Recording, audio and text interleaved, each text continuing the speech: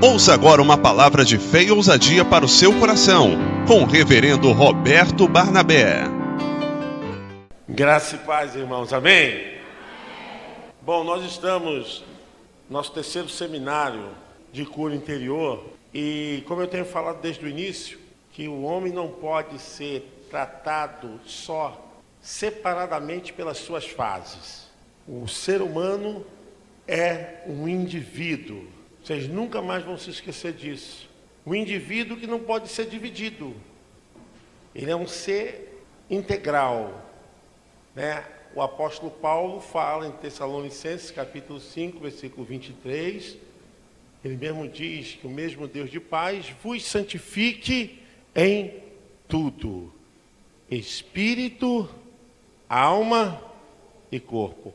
Essa divisão, ela não está assim por estar. Essa divisão está porque é a ordem pela qual Deus trata o ser humano. Deus trata o ser humano através do Espírito, e depois a alma é santificada e o corpo se torna templo do Espírito Santo. Então, quando você ler esse texto e alguém falar assim, mas é alma, espírito e corpo, não é essa forma. Você pode ver na Bíblia, é espírito, alma e corpo.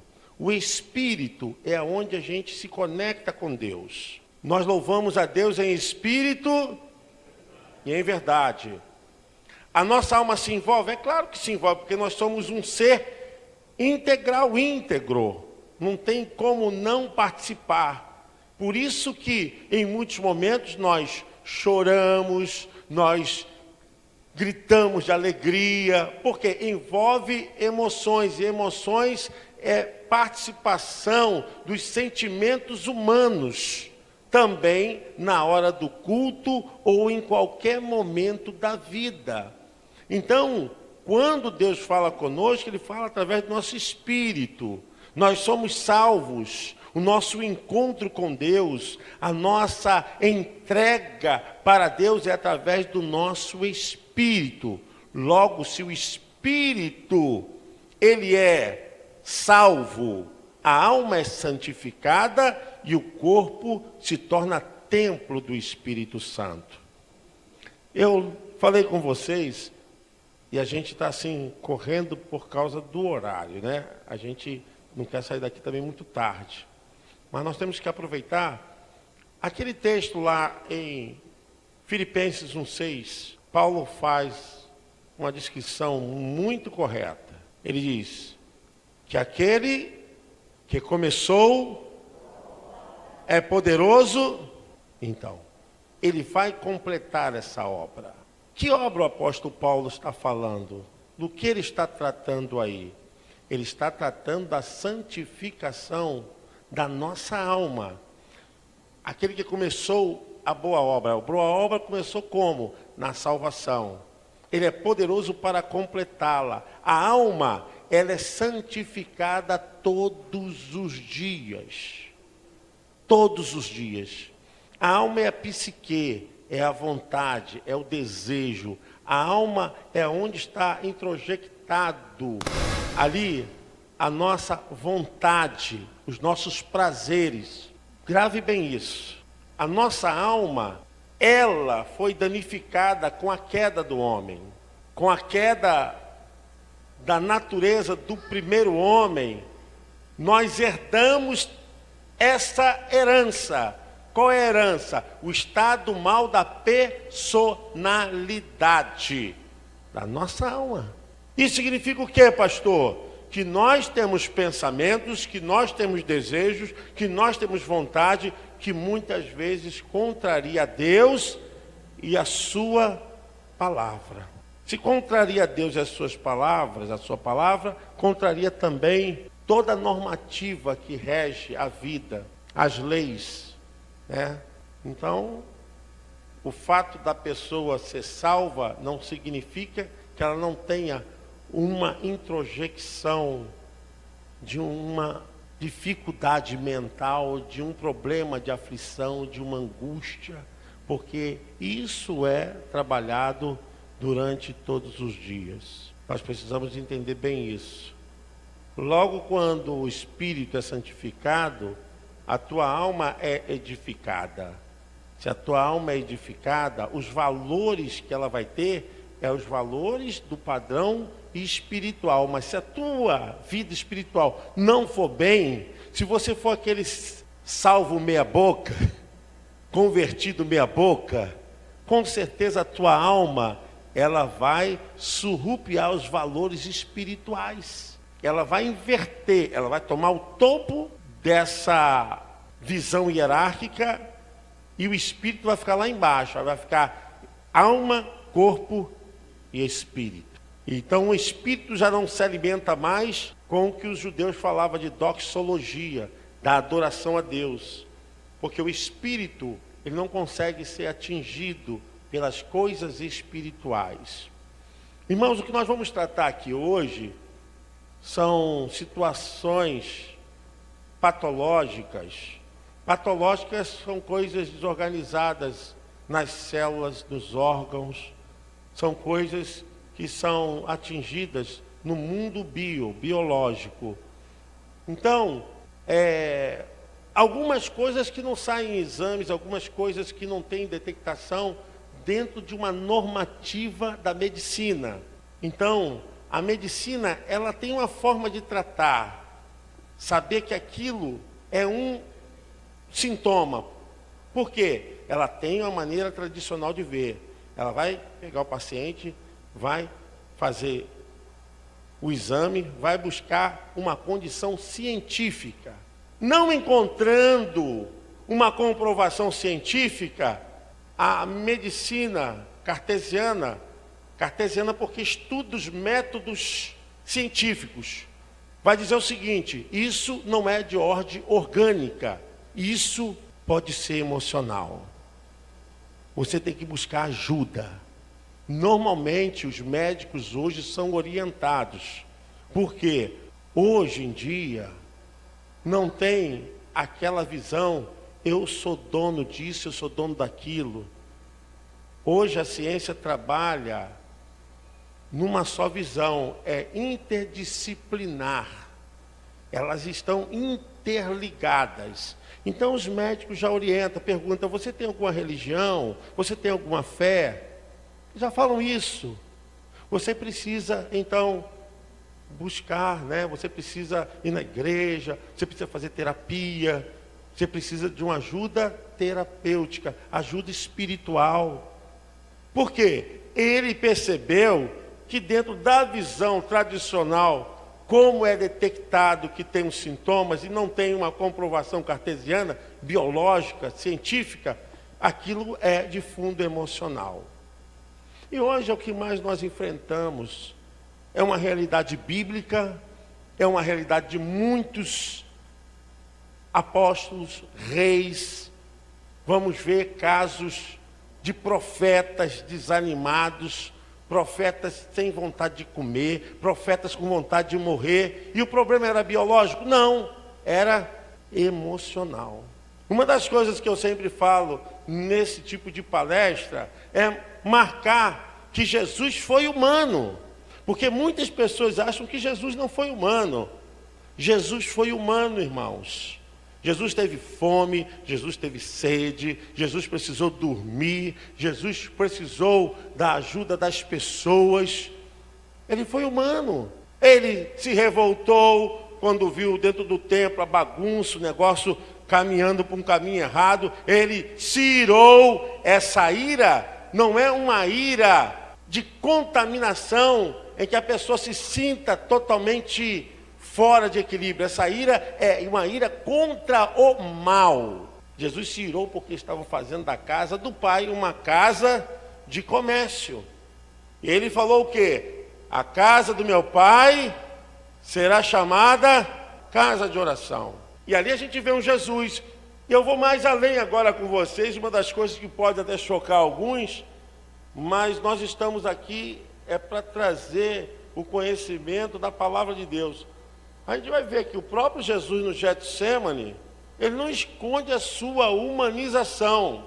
A beleza do Evangelho é justamente essa, de mostrar um Cristo vencedor um Cristo humano, mas cheio do Espírito Santo, mas que não fez os milagres e os acontecimentos porque ele era Deus, ele fez porque era cheio do Espírito Santo. Aí você vai ver no Getsemane, a Bíblia diz, Jesus falou, a minha alma está angustiada até o que, irmãos? A morte. A angústia, tristeza sobre tristeza, haviam passado mais de uma semana, a angústia ali era angústia de morte, querendo ou não, o Jesus humano ali estava em depressão. Por quê? Porque ele viu, irmãos, ele viu que ele ia passar, ele viu que ele ia viver, e os acontecimentos que são antecipados, que nós chamamos de ansiedade, Jesus também viveu essa ansiedade. Ele viu o que estava antes do tempo. Então, eu estou falando isso para vocês, porque é um assunto que está todo dentro da Bíblia. E nós estamos querendo trabalhar isso porque nós estamos lidando aqui no culto da família com muitas pessoas que também arrastam heranças de doenças que são da alma, doenças da mente, doenças dos problemas do dia a dia, doenças que vão sendo levantadas dentro da pessoa por causa de acontecimento, de trauma, de abuso físico, abuso verbal, de violência, de desprezo, pessoas que são rejeitadas, pessoas que sofreram maus tratos, pessoas que não tiveram lá para poder viver, pessoas que não tiveram oportunidade da vida, pessoas que reclamam disso, daquilo, e acabam gerenciando dentro delas o quê? Os agentes mais nocivos para a alma. E nós vamos falar deles hoje aqui.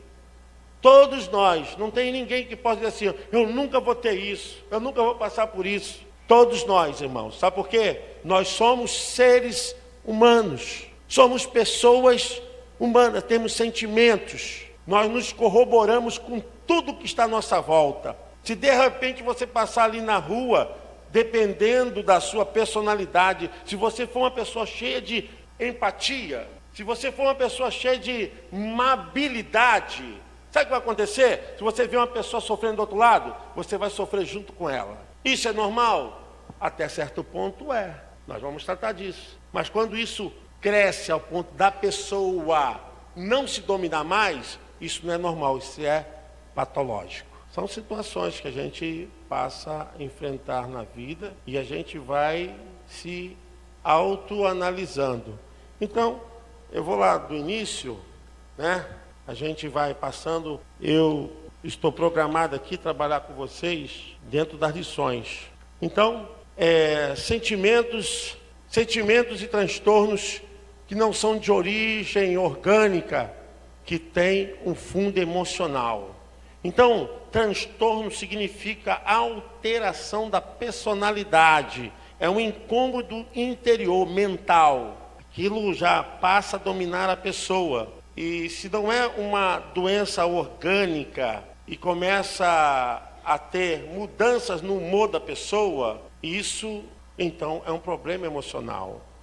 Mas antes da gente entrar nesse texto, eu gostaria de ler Salmo 103, verso 3. Salmo 103, verso de número 3. O que está escrito aí, irmãos?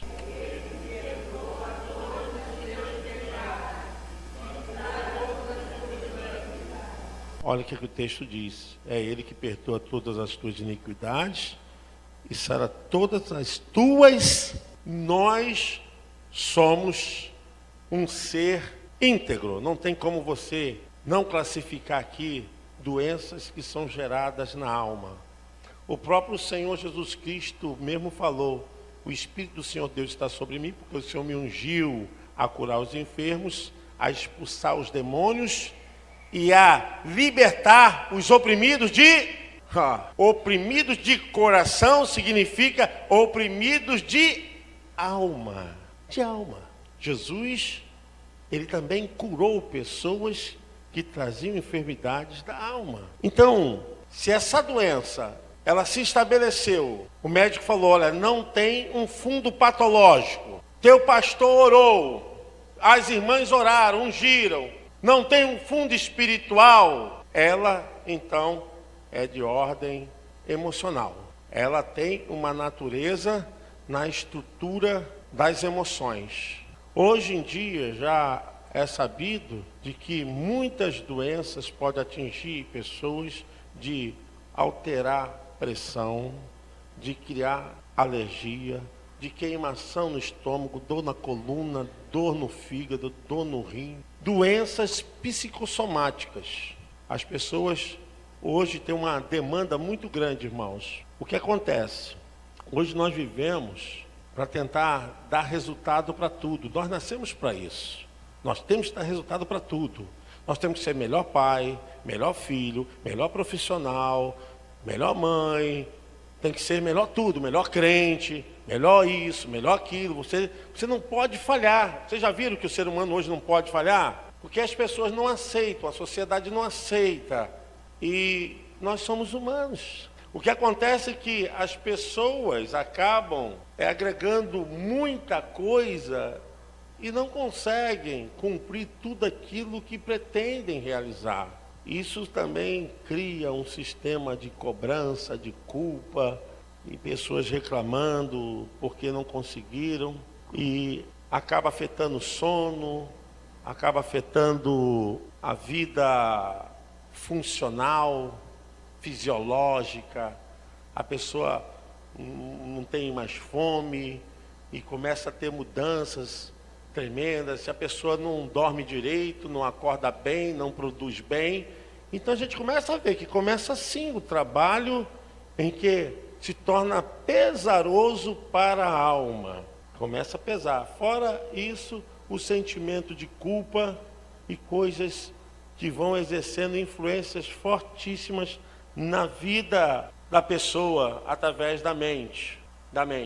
Então, hoje nós precisamos nos entender, saber até que ponto você pode ir, até que ponto você pode se comprometer. Você tem que saber, você tem que se organizar. Sabe o que acontece, irmãos? O problema nosso é que pega um melancólico desse, que tem empatia direto. Não pode ver uma pessoa que quer trazer, quer levar para sua casa, quer dar de comer, quer dar de... Sabe o que vai acontecer? Ele não vai resolver o problema do mundo. Ele vai botar culpa em Deus, culpa na sociedade, culpa na igreja, culpa no pastor. Sabe por quê? Porque isso vai ser uma exigência tão grande na cabeça dele, e ele não vai resolver, vai vir um sentimento de culpa. Vai vir um sentimento de culpa. Jesus curou todos os enfermos que estavam em Israel? A Bíblia diz que não. Junto com aqueles 10 leprosos, havia uma vila de leprosários. Uma vila de leprosos. Mas só foram curados 10. A gente não vai conseguir resolver o problema do mundo, porque esse problema é um problema que vai ser resolvido quando tivermos corpos glorificados. Amém? Só quando tivermos corpos glorificados. Eu quero que você entenda que você tem limite. Eu quero que você entenda que as mudanças que estão acontecendo dentro de você é porque você não se respeita, porque você não se enxerga. Se você não se amar, você acha que as pessoas vão fazer por você o que você não faz por você? O princípio do amor começa com você. Amarás, pois, o Senhor teu Deus de todo o teu coração, de toda a sua força, com toda a sua energia, e amarás o teu próximo como... Então, quando uma pessoa não tem limites, não vê que isso está fazendo mal para ela, é porque ela não tem amor próprio. Começa aí, a cura interior começa com amor próprio. Você tem que se amar. Se você se amar, você vai se cuidar. Se você se amar, você vai se dar valor. Se você se amar, você vai entender o que o teu corpo está dizendo, porque às vezes ele está gritando, mas você, por não ouvir, por não se entender, e começa a sofrer. Então, queridos, há muitas doenças que estão no mundo do corpo, né? Essa palavra psicossomática, psique, soma no grego corpo. Doenças da mente que vão para o corpo e estão hoje dominando. Precisamos identificá-las. Vamos ler junto, irmãos? Precisamos identificá-las, precisamos ir ao médico, precisamos de ajuda terapêutica, precisamos de ajuda espiritual. Por quê? Porque nós somos um ser íntegro. Ah, pastor, se eu for só o médico, amém. Mas se o seu problema não for orgânico, patológico, se o seu problema não for emocional, se o seu problema não for espiritual, então, irmãos, nós precisamos nos entender. Nós precisamos nos entender que uma coisa não exclui a outra. O fato de eu me tratar com o médico não quer dizer que eu sou menos crente. É porque eu sou tripartido. Eu sou espírito, alma e o médico vai cuidar do quê? Do corpo. Amém? Pode passar. Doenças não vistas em exames, mas que são geradas pela mente. Eu quero dizer para os irmãos que houve muito tempo em que a teologia, ela não era muito envolvida com as ciências. Mas hoje isso mudou, porque hoje, irmãos, não tem uma ciência sequer que não seja dinâmica. Toda ciência que existe no mundo hoje é dinâmica. Ela está sempre em mutação para melhor, então ela está sempre em crescimento. Então a teologia hoje, ela está formada dinamicamente estabelecida, interdisciplinarmente, ligada às outras ciências, outros ramos de conhecimentos. Hoje, se você for estudar teologia, estuda 5 anos, mas você estuda linguística, estuda filosofia, estuda psicologia, epistemologia, antropologia. A gente vê que ela está ligada às outras ciências. Então, nós não precisamos olhar as outras ciências como coisas assim ruins, não. Tá? Você não pode ser um crente repolho. O repolho cresce aberto e quando está pronto para a colheita, ele se fecha. Você tem que ser um crente flor, né? Que nasce fechada, mas na colheita se abre. Está aberta. A mente tem que estar aberta. A mente tem que estar aberta para receber, para crescer. Pode passar, irmão. Esse é um estado que a gente colocou em primeira mão. Melancolia. Melancolia hoje é um dos distúrbios que tem, assim, somados outros sinais. Normalmente, uma doença da mente, ela sempre vem acompanhada com outra amiguinha. É assim, é parceria, caminham juntas. Então, esse estado aí é um estado que também vai levando outros transtornos para a vida da pessoa. Então, irmãos, nós temos que ter, assim, muita preocupação, porque às vezes é um problema pequenininho de tudo. Você tem que ter compreensão no mundo espiritual para que isso santifique a sua alma. A sua alma. A maior ignorância que pode acontecer é uma pessoa falar, eu não vou porque isso tem que ser curado no espírito. E se não for espiritual, como é que vai ter que ser curado no espiritual? Deus cura quem Ele quer. Eu vou dizer para os irmãos, olha, cura. Tem 2 fases importantes na cura. Primeiro, processo. Cura através de processo. A pessoa pode ser curada através de busca, processo. A outra fase da cura é o milagre. No milagre, Deus não vai contar nem com tua fé. Deus não quer nem saber nem quem você é. Porque Ele cura porque Ele quer curar. Ele cura porque Ele é poderoso. Ele não depende nem de você. Você pode chegar aqui incrédulo, mas Deus fala, vou te curar para mostrar a minha glória. Ele vai curar e pronto, acabou. Amém? Então nós precisamos entender que essas coisas não estão fora do conceito espiritual. Elas andam juntas. Então nós vemos aqui, irmãos, é um dos sintomas que tem afetado muitas pessoas. Claro que eu não pude colocar todos eles, porque senão a gente vai ficar aqui o ano todo falando disso. Eu botei os principais. Transtorno da melancolia. É uma perturbação na alma. A pessoa, ela tem 2 fases.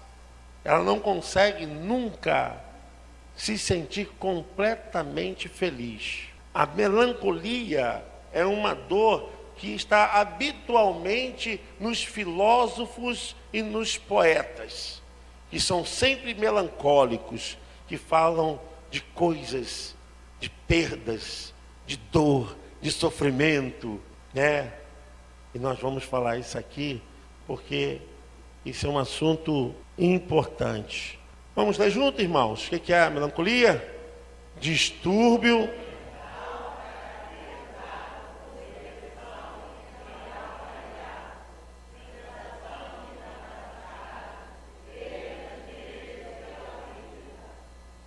Podendo.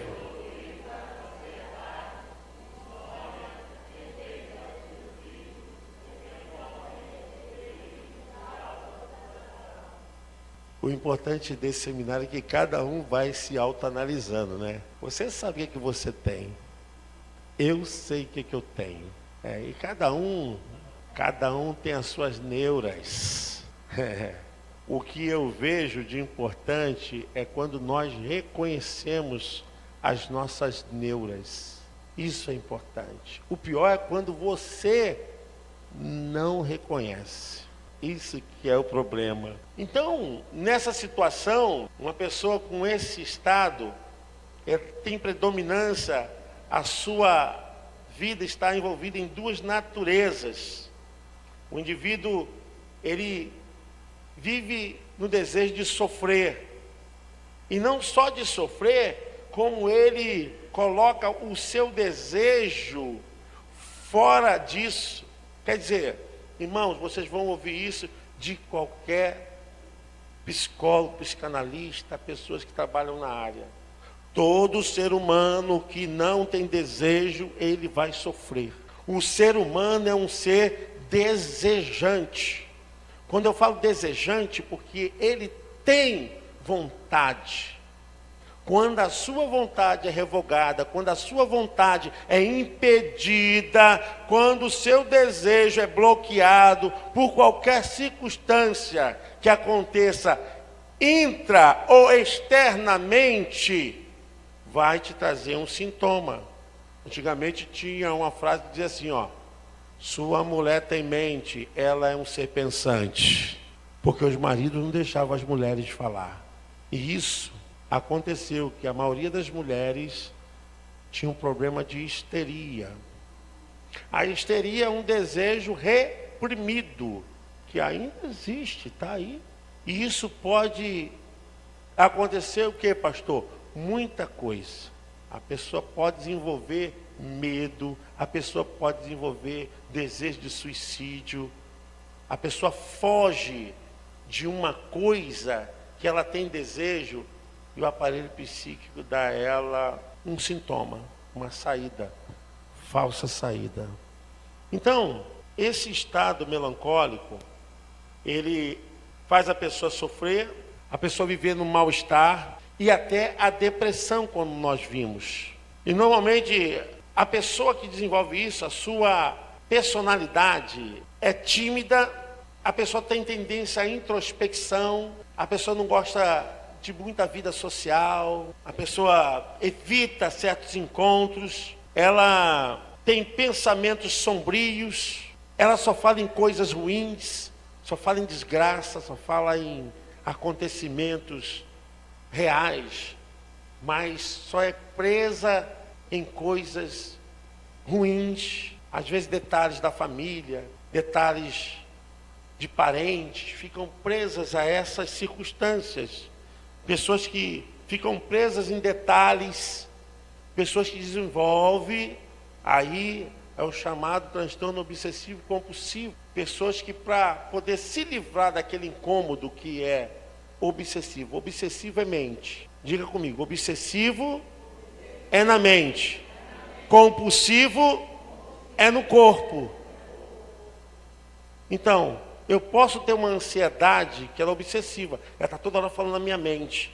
E eu, para poder dar uma saída para ela, eu crio uma compulsão. Vou comer, vou beber, vou envolver com vícios. Eu vou desenvolver alguma compulsão, alguma coisa fora do normal para o meu corpo. Tem gente que fica se dilacerando, se coçando. Tem gente que tem um bocado de esquisitices, não é? Tem gente que é detalhista, né? Ritualismo violento, tudo tem que ficar direitinho, tá? As gavetas não podem ter nada fora do lugar. A escova de dente tem que ser certinha.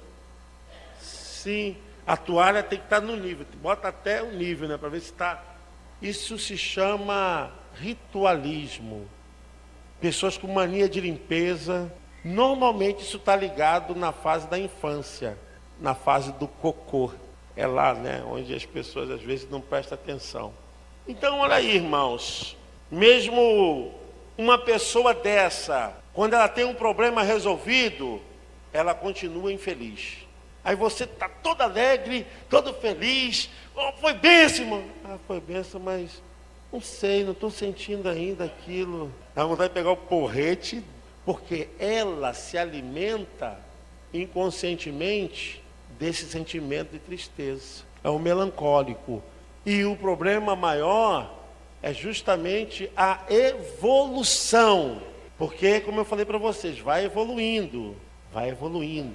E esses desdobramentos vai trazendo um prejuízo não só para a pessoa, para toda a família. Porque a família acaba se envolvendo. Ela se envolve. É um parente, é um irmão, é um filho. Aí começa aquele desespero. Mas é isso aí. Aonde está a causa disso?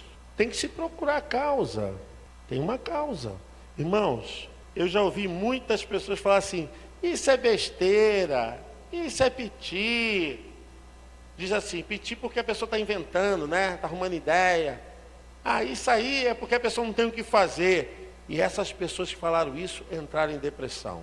O próprio radialista Ricardo Boixá, da Band News, ele falou que era assim, até que um dia ele provou do seu próprio veneno. E ele pediu desculpa. Se vocês colocarem no YouTube lá, Ricardo Boixá fala da sua depressão, vocês vão ouvir pedindo desculpa. Porque ele falava que isso era besteira. Entrou nos antidepressivos brabos. Ele falou. Ficou afastado da Band News um período. Irmãos, isso pode acontecer com qualquer pessoa. Agora está o padre Fábio de Mello, o Marcelo Rossi também teve esse problema. E vários pastores, eu tive também. E montão tem, não fala porque não tem coragem de falar. Não admitem porque não tem coragem de assumir. E quanto menos fugir da realidade, mais o problema se evolui.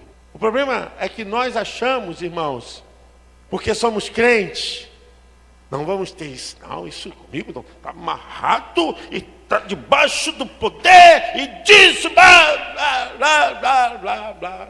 E não é assim, irmãos. Uma pressão forte, um acontecimento forte, uma mudança brusca, muda o teu humor, muda a tua vida. Então, esse quadro pode evoluir e pessoas podem ter esse nível de ansiedade. A insônia hoje está um problema sério, né? O que tem de crente que não dorme, aproveita, irmãos, vocês que não dormem, vão orar. Pede à irmã Celeste os nomes aí que tem para oração, né? Aproveita. Pastor, não estou dormindo, irmão, já tem a solução. Vai orar, amém? Você pode aplaudir o Senhor? Vai orar.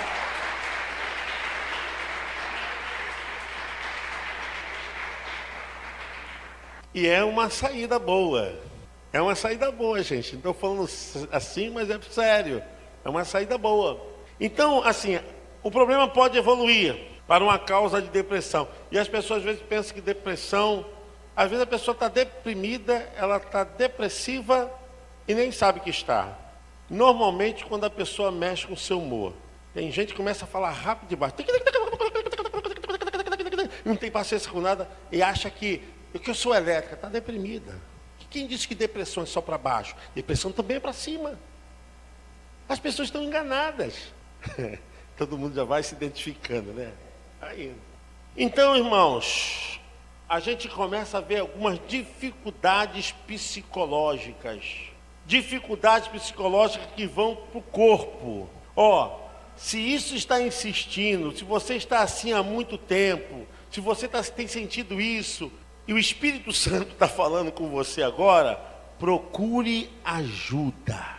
Pessoas que estão em depressão sempre estão demonstrando dificuldade de atenção, dores constantes no corpo, estresse, um cansaço absurdo. Todo dia está cansado, nunca está bom. Esse cara pode dormir o dia, a noite, passar uma semana dormindo, quando acorda estou cansado. Dificuldade nos empenhos dos estudos e também no trabalho. São sinais, os sinais aí, você tem que ver.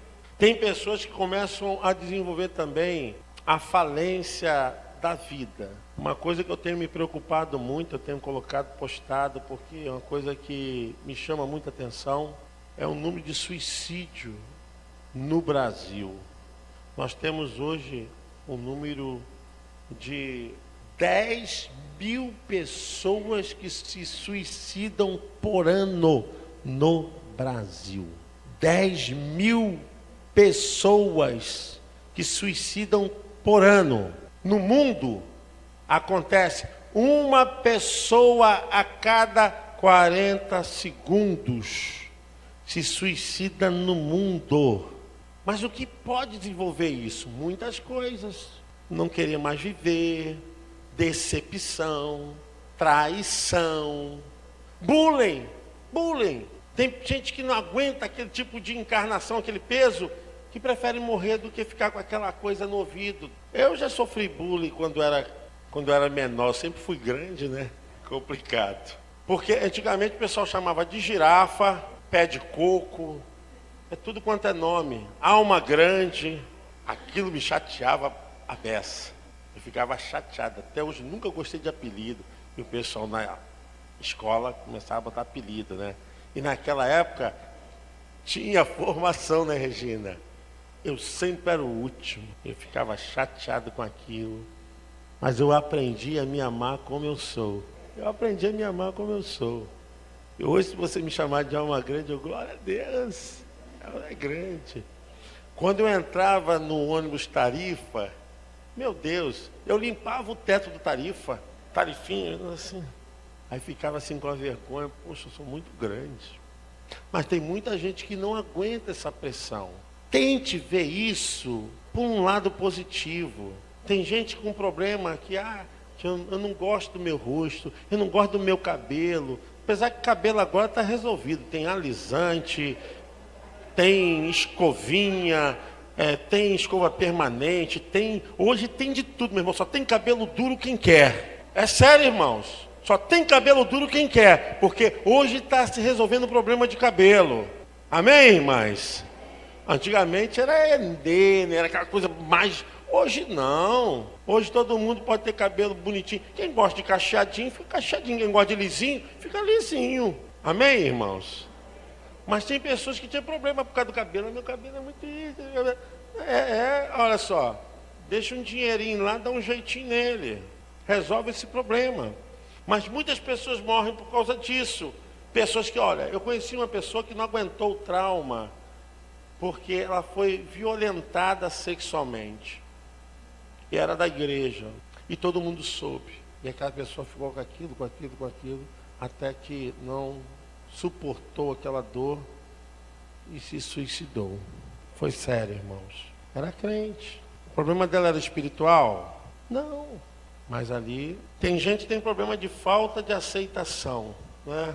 Deus criou você do jeitinho certo, da forma certa.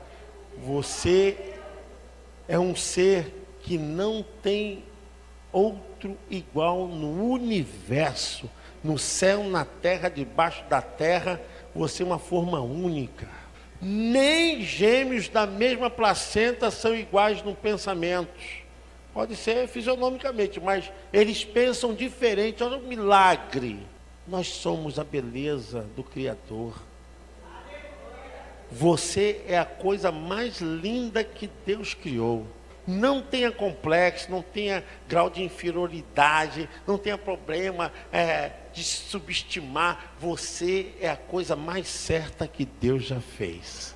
Você pode aplaudir o Senhor? Coisa mais certa. Deus é tremendo. A tua cor, a cor da tua pele, do teu cabelo, os teus olhos, o teu jeito, a tua forma de falar, o teu rosto, foi do jeito certo. Deus te criou assim. Então, Nós precisamos vencer essas coisas.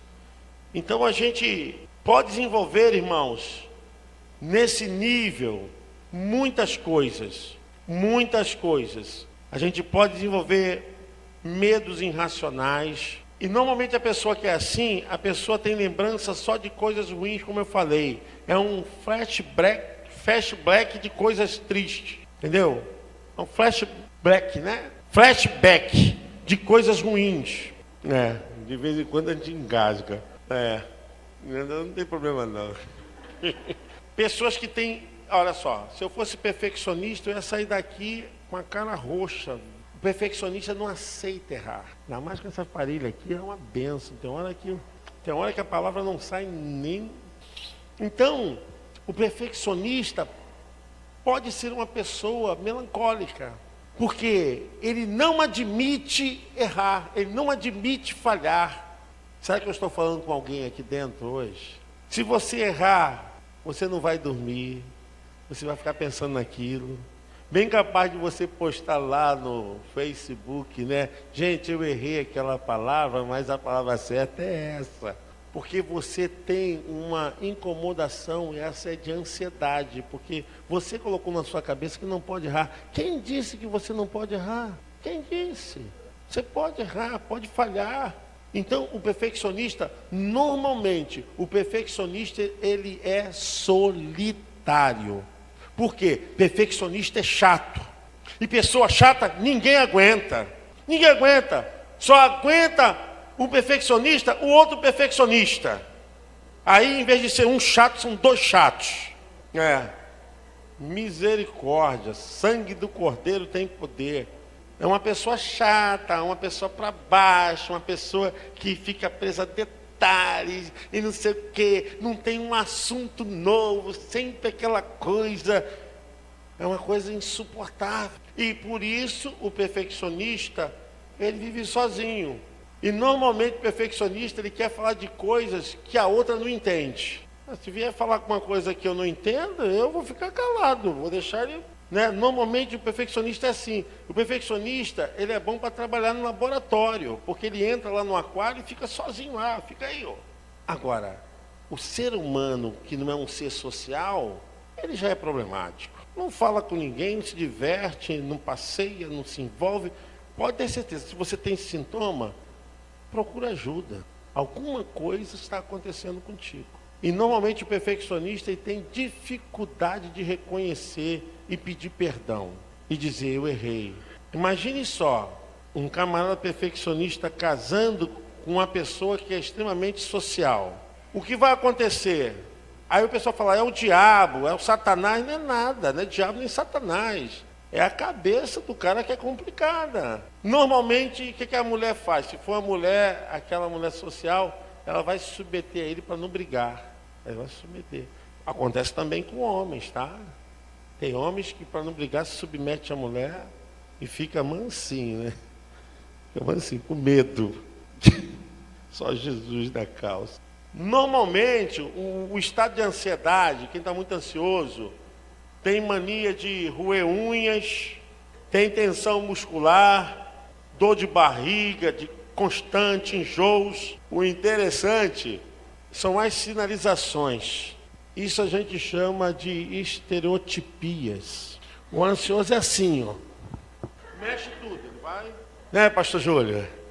A perninha dele não para.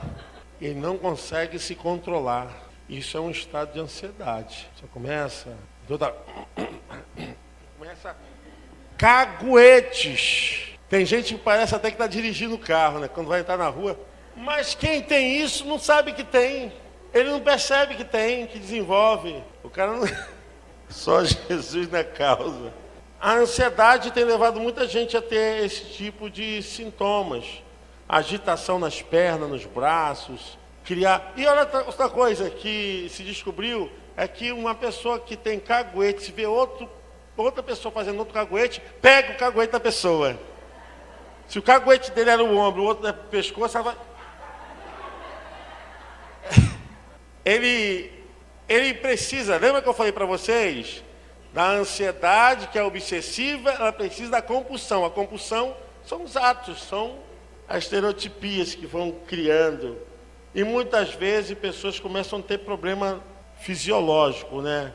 Dor no corpo, dor de barriga, pessoa começa a ter suor frio, né? A pessoa começa a ter atropelamentos nas palavras, começa a gaguejar, começa a ter problema sério, ter a boca seca, aperto no peito. E isso tem sido muito comum em crianças, tá? Não fique pensando que é só adultos. Crianças estão desenvolvendo um nível de ansiedade enorme. Sabe por quê? Os pais não têm tempo mais para conversar com os filhos.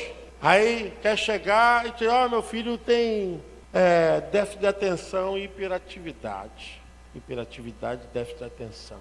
Aí, irmãos, tem uma saída. O médico vai entrar nos ansiolíticos. Dependendo do problema, pode entrar aí numa situação dos antidepressivos, para diminuir as fobias, os medos. Aí vai entrando, né? Vai piorando a situação. E tem um método natural. Dependendo da situação, né? A pessoa pode pedir ajuda. Sabe que as pessoas hoje têm dificuldade? Porque o tratamento terapêutico, ele não é milagre. E o mundo mudou porque o mundo quer milagre, o mundo quer os farmas. E nego está entrando na tarja preta, meu irmão. O cara, briguei com a minha mulher, médico. Tarja preta. Pô, rapaz, eu não recebi meu salário. Tarja preta. O cara quer falar, o cara quer conversar, mas a indústria tem que vender, né? Aí ninguém tem tempo para ouvir ninguém, ninguém tem condições de orar por ninguém. Irmãos, até no meio da igreja mesmo, a gente tem paciência com ninguém. A gente passa pelo irmão, a gente passa assim, Pai Senhor, tomara que não me pare. Ih, aquela irmã ali é um problema, meu irmão, estou fora. A gente não tem tempo, a gente não quer saber de ninguém, a gente quer saber do problema de ninguém. Né? O mundo está vivendo um colapso, o colapso do vazio existencial. As pessoas não têm tempo para nada. Sabe, bater aquele papo furado, aquela coisa sem compromisso, aquele encontro que não vai exigir de ninguém, né, pastora Regina? Aquele papo assim, que a gente pode ficar à vontade. Isso é salutar, isso é terapêutico. Isso que nós fazíamos lá atrás, quando éramos mais jovens. Aquela coisa de reunir, e aquela sem exigência, sem ficar cobrando. Não, porque eu levei mais carne e levou menos. Ó, quando levar, leva de coração e não fica olhando quem não levou, não. Tem gente que é doente mesmo, é obsessiva, né? Fica olhando que... a minha carne foi picanha, trouxe aquela carne dura. A gente vai criando um montão de dificuldade para se relacionar, irmãos. Dificuldade para conviver em família. É uma dificuldade tão grande. Se nós começarmos a tratar dessa forma, a gente não vai precisar entrar nos farmas. Não vamos precisar ficar tomando esses ansiolíticos, esses antidepressivos. E de repente, se a pessoa começar a ter surto psicótico, a coisa piora. Piora. Então, cuide da sua vida interior. Cuide da sua vida interior. É muito importante você se autoanalisar e pedir a Deus. Salmo 103, versículo 3. O Senhor é quem perdoa as tuas iniquidades e Ele te cura de todas as enfermidades. E a gente vê aí como está acontecendo nessa situação. A sensação de receio, de apreensão, suscitada pela suspeita ou previsão de um perigo para a integridade da pessoa, e a qual se agregam fenômenos somáticos como, vamos ler, irmãos? Porque etc. é muita coisa aí mesmo, né? Aperto no peito, formigamento nos pés, secura na garganta e vai embora. A criança ali é bonita, a lista é bonita, vai fundo. E nós poderíamos estar vigiando. Hoje existe uma coisa que todo mundo trabalha com a endossegurança. Endo, no grego, significa interno. segurança interna. Segurança interna. Então você tem que saber quando essas coisas estão tentando te tomar, você tem que despertar um termostato, a sirene ligar, opa, não, isso aqui não posso, não quero. E você tem que se auto-vigiar. Você tem que se vigiar. Se você se conhecer, você então vai começar a tomar as atitudes certas, as atitudes corretas. Pode passar, irmão. Bom, eu vou parar por isso aqui. Depressão. Ela tem 3 estágios, tá? Mas nós vamos parar por aqui. No 4º seminário a gente vai falar disso e vai afundando, irmãos. A gente vai afundar mais o negócio, vai ficar bonito lá na frente. Mas pelo menos todos nós aqui vamos passar pela análise do Criador, amém? Não se esqueça que Deus nos conhece, que Deus sabe quem é cada um aqui. Deus sabe.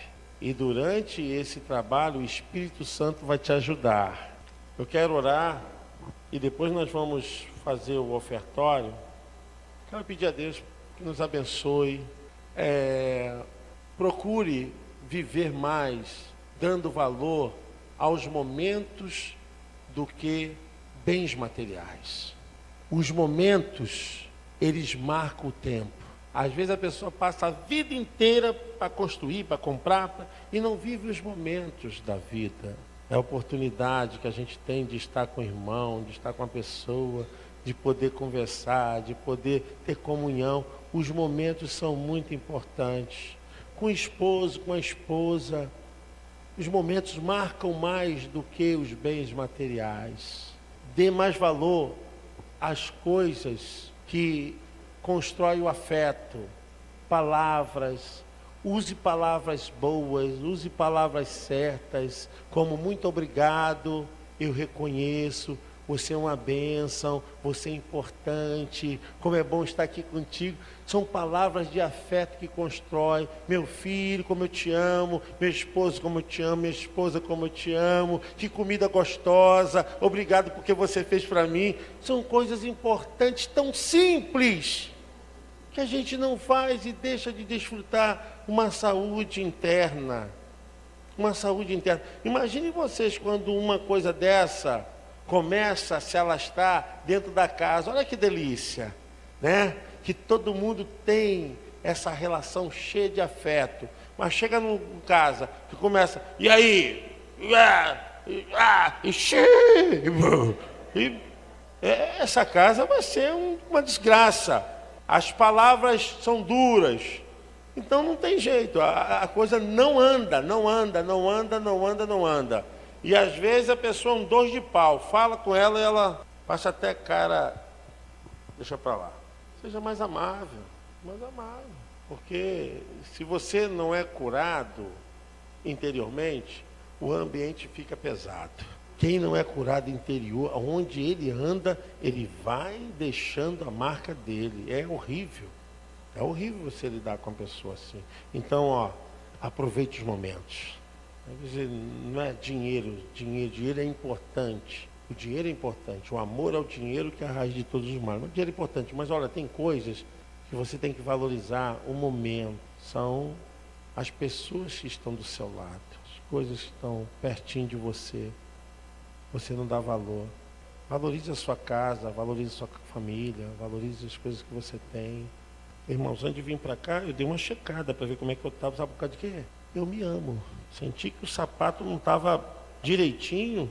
Eu tenho lá uma graxa que não é graxa, porque a graxa é com água. Eu tenho mousse. É um pouquinho mais caro, mais R$10 do que a graxa normal do sapato. Sabe por quê? Não deixa o sapato quebrar.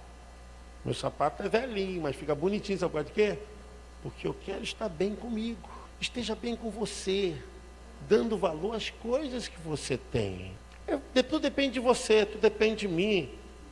Depende de nós, irmãos, amém? Nós vamos ver que o problema não é o outro. Quando você é curado, o problema era você.